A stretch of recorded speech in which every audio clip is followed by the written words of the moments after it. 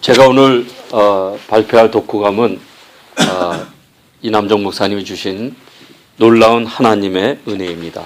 저자는 유명한 필립 얀시. 필립 얀시는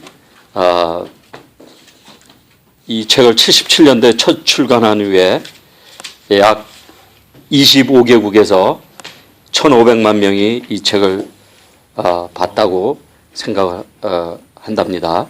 세계적 권위를 가지고 인정받는 대표적인 복음주의 지성 가운데 한 사람이라고 하는 이 사람은 그 기성교회가 지닌 그 상투성을 그 예리한 문제의식을 가지고 파헤침으로써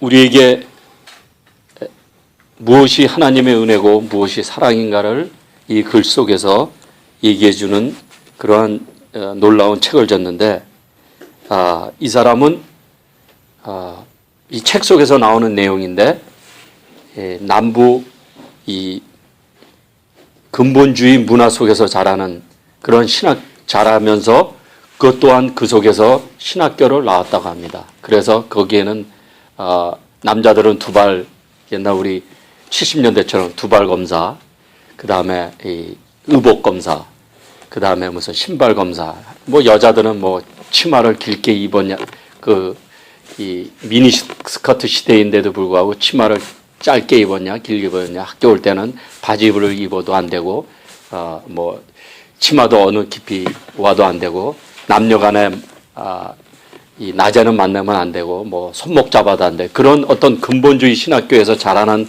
그 문화적인 배경을 가지고 살았는데도 불구하고 그 사람은 이 우리 시대에 놀라운 이 복음주의 지성을 가진 한 사람이 되었다고 합니다.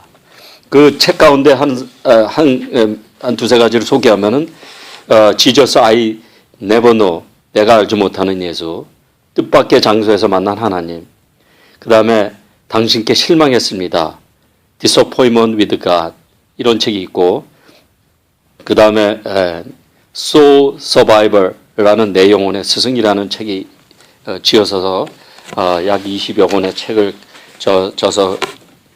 저서를 가지고 있고, 지금도 그 미국에서 유명한 크리스찬니티 투데이라는 그 편집을 관계하는 편집장의 역할을 하고 있다고 합니다. 목사는 아니지만 신학교를 나온 그러한 이 저자인데, 우리에게 놀라운 이 하나님의 은혜라는 책과 더불어 한국 사회에도 유명한 그 필립 얀시가 진 놀라운 세계를 제가 읽고 여러분에게 그 내용을 발표하겠습니다. 500만 부 팔려갖고 얼마 벌었다는 얘기는 없었어요. 그 내용은 없었습니다. 얼마 벌어? 그런 정도의 책을 한 10대 권을 줬다고, 한국에서는 한 10대 권이 나왔다고, 정확한 건지는 없지만은 놀라운 그 책 내용에 보니까 번역한 것만 6권이 한국에서는 유명하다고 합니다. 이 사람이 이 신학교 다닐 때는 너무 자기는 안 그런데 남들이 보기에 그 근본주의 이 사람들이, 믿음의 사람들이 볼 때는 자기는 이상하지 않은데 마치 문제아처럼 너를 위해서 기도해 준다, 자기 신학생들이나 교수님들이 너 하는 행동이 너무 이상해서 너를 위해서 기도해 주냐, 아니면 너 지금 이 귀신이 좀 들어간 것 같은데 같이 기도해야 될 것 같다, 이럴 정도로 그 신학교 때는 그 문제가 많은 것처럼 보였지만은 자기는 하나다 문제가 없었는데, 이 자기의 취미인 오직 피아노 치는 그 음악을 통해서, 신학생 때 그 음악을 통해서 처음 하나님의 은혜를 알았다고 합니다. 남들이 그렇게 자기를 그 영적으로나 이 주위에서 왕따를 시켰을 때도 오직 자기가 음악을 통해서 하나님의 은혜를 처음 알았는데, 그 사람이 그 책에 쓴 내용은 이 은혜는 믿기지 않을 만큼 개인적이라는 것을 자기가 고백하면서 은혜를 찾아 나선 바로 그 교회에서 비은혜적인 것을 경험했다고 이 책에서 자기는 고백합니다. 가장을 통해서 은혜를 경험했어요. 음악을 통해서 자기가 처음 은혜를 알았다 합니다. 그래서 자기가 뭐 깊이 음악을 친 게 아니고 무슨 모차르트의 그다음에 뭐 슈베르트의 그 자기만이 치는 그 곡을 통해서 처음 은혜를 알았답니다.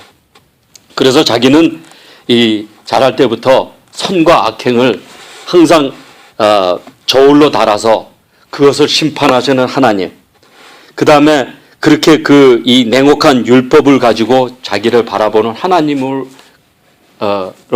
자라왔는데 이 하나님의 말씀을 통해서 그 내용 속에서 비은혜적인 것을 깨트리는 자비의 하나님, 그 다음에 관대하신 하나님을 왜 복음서를 통해서 모르고 신학교를 졸업했는지 모르는 정도로였다고 그 책 속에서는 고백하고 있습니다.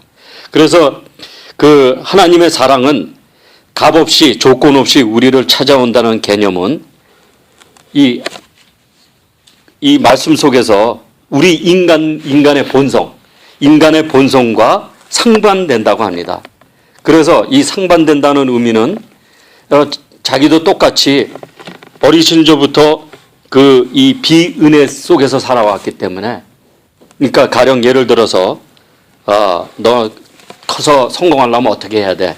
그 다음에 뭐 부지런한 벌레가 아침에 모이를 쪼아. 그 다음에 뭐 수고 없이는 소득이 없어. 이런 공식 쪽에서 살아온 어떤 이 인과응보, 뭐를 잘해야 뭐 결과가 좋다는 그 속에 살았는데, 그것은 마치 불교의 고행을 통해서, 힌두교의 업보를 통해서, 그 다음에 유대교의 그 말씀의 언약을 통해서, 이슬람의 법전을 통해서 계속 읽고 깨달아야지만 해야 하는 그런 노력으로 인정받는 길을 제시했지만은, 예수는 하나님의 은혜에 가득한 세상을 이 비유로 보여주셨다고, 은혜의 세상을 비유로 보여주셨다고 했는데, 그 비유는 하나님의 은혜를 어떤 분석적이거나 정의적으로 한 게 아니고, 그 비유의 말씀은 누구나 알아듣기 쉽게, 그 다음에 우리 모두에게, 믿거나 밀지 않은 모두에게도 똑같은 그러한 은혜가 내려 주셨는데, 그걸 아냐 모르냐, 그거를 대비시켜서 누가 하나님이 요즘 저처럼 뜨거운 햇빛을 비춰줬는데 그것이 하나님의 은혜로 아느냐 모르느냐, 그런 것처럼, 그 다음에 뭐 하늘에 나는 새도 거주지도 심지도 않았는데 키우지 않느냐, 이것도 하나님의 은혜로서 쉽게 설명한 비유로 얘기해 주시면서, 저자는 그 은혜의 비유를 예를 하나 들었는데, 이제 어떤 여자가 약혼 학교로 다 정해가지고 1990년대 보스턴 그로브지에 나와 있는 책, 예를 들면서 그 보스턴에서 가장 유명한 하얏트 호텔에 이 피로연을 예약을 해놨답니다.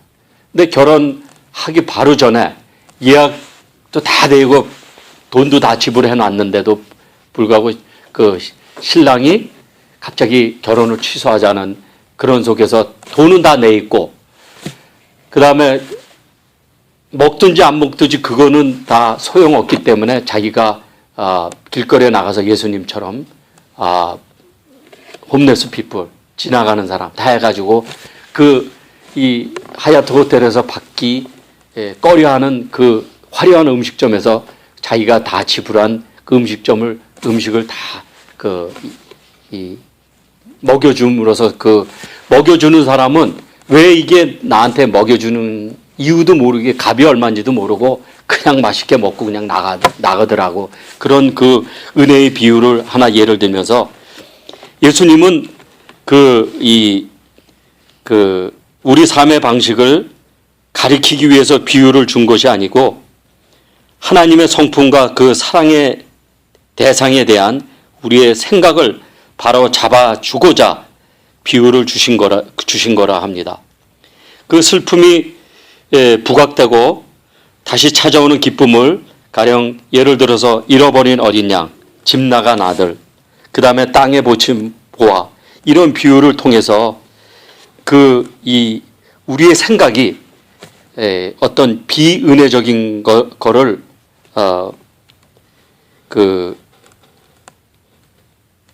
이 잘못됐다는 거를, 하나님의 은혜라는 건 이렇다는 거를 잡아주고 싶은 거지, 주님은 그 비유를 통해서 삶의 방식을 가르쳐 주려고 한 것이 아니라고 이 책의 저자는 말하고 있습니다. 비은혜적인 거는 뭐 어떤 거라고 딱? 비은혜적인 거는 가령 비은혜적인 건 눈에는 눈, 이에는 이, 원수는 꼭 갚아야지, 법으로서나 여러 가지 갚아야지 하는 그 여러 가지, 아까 말 맞다나 우리가 생각하는 정상적인 인간의 본능적인 것이 비은혜적인 거라 그러죠. 한 대 맞았으면 우리가 한 대 때려야지 정상적인 거라 생각하는데 그 자체가 비은혜적인 거라고 얘기를 하고 있습니다. 그래서 아까 이 피로연처럼 은혜란 주는 이가 직접 값을 치렀기에 받는 이에게는 값이 없는 것입니다. 그러나 주는 이의 전 소유가 들어간 것입니다. 아까 이 피로연의 비유하고 딱 맞죠? 그래서 이 은혜의 그 흐름에는, 그러니까 이 사람은 그 곡조에는 튀는 음정이 있다 합니다. 그것이 바로 불공평이라고 얘기합니다. 하나님이 그 불공평은 과부의 두 입을 칭찬하였다라고 하지만은, 그러면 그 교회 내에서 회당 내에서 이제까지 부자들의 그 헌금과 여러 가지 많이 봉사했던 사람의 그 칭찬 한마디도 없고, 이런 과부의 이 적은 그 두 입을 칭찬하는 이런 것은 우리가 볼 때 불공평하다라고 하는 얘기고, 또 다른 얘기를 들어본, 잃어버린 한 마리 양을 위해서 99마리 양을 제껴놓고 한 마리 잃어버린 양을 찾아 나선 목자를 볼 때는, 삼자서 볼 때, 아니 그러면 99마리 양은 어떻게 하고 그 한 마리만 귀해서 찾아가느냐, 이런 불공평이 있다고 얘기하고 있습니다. 한마디로 예수의 비유는 은혜의 계산법이 달라, 마치 한 사람의 죄인이 회개할 때 많은 사람이 의인 여러 명이 회개한 것보다 더 기쁘게 달려간다는 그 비유에도 불공평을 얘기하고 있습니다. 그래서 우리가 그러면 불공평하지 않느냐고 따질 때 볼 때 이 저자의 말은 그 공평과 불공평의 기준으로 우리 하나님이 이 세상에 볼 때는 하나님의 그 공평의 기준으로 볼 때는 아무도 이 천국에 갈 수 있는 사람이었고 다 지옥에 가야만 한다는 그런 얘기를 하고 있습니다. 그래서 은혜는 하나님의 선물이지 어떤 자기 기준에 맞는 노력이 아니라는 걸 다시 밝히고 있습니다. 그래서 이 비유를 주신 비은혜의 세계에서 벗어나는 하나님의 무한 세계에 들어감을 보여주는데, 은혜란 하나님의 사랑을 받기 위해 우리가 할 수 있는 일이 아무것도 없다는 것이고, 하나님의 사랑도 우리 또한 어떤 일로도 약화시킬 수 없다는 말을 쓰고 있습니다. 그래서 하나님의 무한한 사랑은 맥시멈으로 우리를 사랑하고 계시다는 뜻이고, 이 하나님 앞에 가려면 무엇을 해야 된다는 어떤 본능적인 느낌을 갖는 우리가 잘못된 생각이라는 것을 은혜를 통해서 다시 한번 얘기하면서, 은혜는 불공평하지만 공평의 문제가 아니고 비은혜의 간극을 메워주는 것은 오직 본성적인 행위인 용서라고 말을 이어갑니다. 은혜와 비은혜의 그 간극, 우리가 생각할 때 그 간극을 메꿔주는 것은 우리의 정말 아까 말한 맞다나 본성적인 행동, 당연히 이렇게 하는 게 맞지라고 하는 본성적인 행동을 그것과 하나님의 은혜의 그 공평성을 맞춰주는 것이 바로 용서의 그 다리가 필요하다고 이 저자는 얘기합니다. 그래서 이런 우리가 놀라울 때, 그래서 예수님은 바로 그 간극을 메꿔주기 위해서 주기도문에서 하나님께 용서를 받기 위해서 우리가 우리 죄를 사하여 주신 것 같이 우리 죄를 남의 죄를 사하여 준 것 같이 우리 죄를 사하여 주옵소서 하는 그것을 비대칭해서 놔뒀다고 합니다. 그래서 하나님께 받을 용서와 남에게 베푸는 용서를 하나로 묶어놓은 것이 바로 쉽고도 어려운 말의 간극을 이 용서를 통해서만이 이룰 수 있다고 이 저자는 다시 한번 강조하고 있습니다. 그래서 이 결론을 이제 제가 내면은 20분 안에 끝내야 되니까 결론은 제가 이 책의 말 속에서 다시 한번 읽어보겠습니다. 이 저자의 결론은 하나님의 은혜 안에 살 때만이 남들을 은혜로 대할 힘을 얻는다고 합니다. 하나님의 은혜 안에 살 때만이 남들을 용서할 수 있는 힘을 얻는다고. 그게 은혜를 벗어나면은 그 힘이 없다. 똑같은 사람, 똑같은 비은혜적인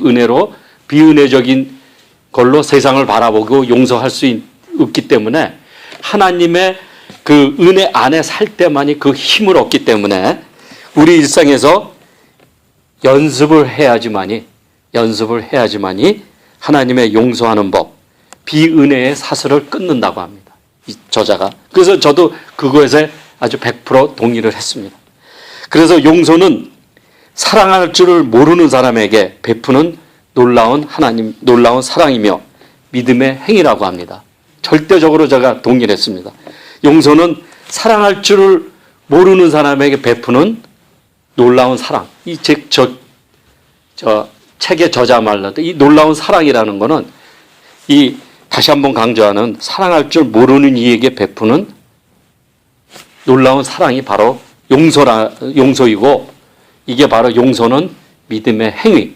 이 하나님 안에서 살 때 받는 그 힘을 가지고 우리가 믿음의 행위가 바로 용서라고 합니다. 그래야지만이 우리 죄를 사하여 주옵소서 할 수 있는 고백을 하겠다는 얘기가 저도 제 입에서 나왔습니다. 그래서 남을 용서함으로 하나님이 나보다 더 정의와 공평을 실현하시는 분이고 그 실현하는 데 뛰어난 분이라는 것을 나도 느꼈고 이 책에서 그 내용 구절이 있습니다. 그래서 절대적으로 동의했습니다. 용서함으로써 복수의 권리를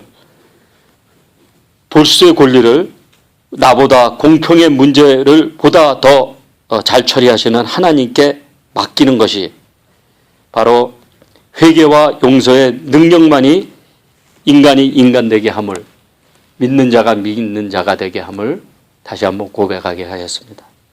그래서 용서란 이 비은혜적인 악순환을 끊고 이런 어떤 이 세상에서 이 비은혜적인 쳇바퀴를 끊는 하나의 그 커다란 힘이 된 것을 믿고 하나님의 용서는 결국은 우리 마음에 달려있다고 결론을 냈습니다. 오직 우리가 하나님의 용서를 하고 안 하는 것은 우리 마음에 있는데 우리 마음은 바로 이 하나님 안에서 힘을 얻어서 그 힘을 우리가 사랑을 모르는 이들에게 베푸는 그러한 우리의 믿음의 행위가 우리 삶에서 나와야겠구나라는 결론에 도달했습니다. 이 책을 읽으면서 느낀 것은 이 놀라운 사랑이 우리가 용서를 통해서 베풀어질 때 그 놀라운 사랑이 우리 삶 속에 느껴지는 것이고 하나님의 자녀가 되는 것이고 정말 하나님의 그 가지에 내가 접붙이고 사는 거지 우리의 힘으로 모든 걸 해보려고 할 때는 실패만이 온다는 것을 다시 한번 이 책을 읽으면서 제가 깨달은 사항입니다. 이상입니다. 감사합니다.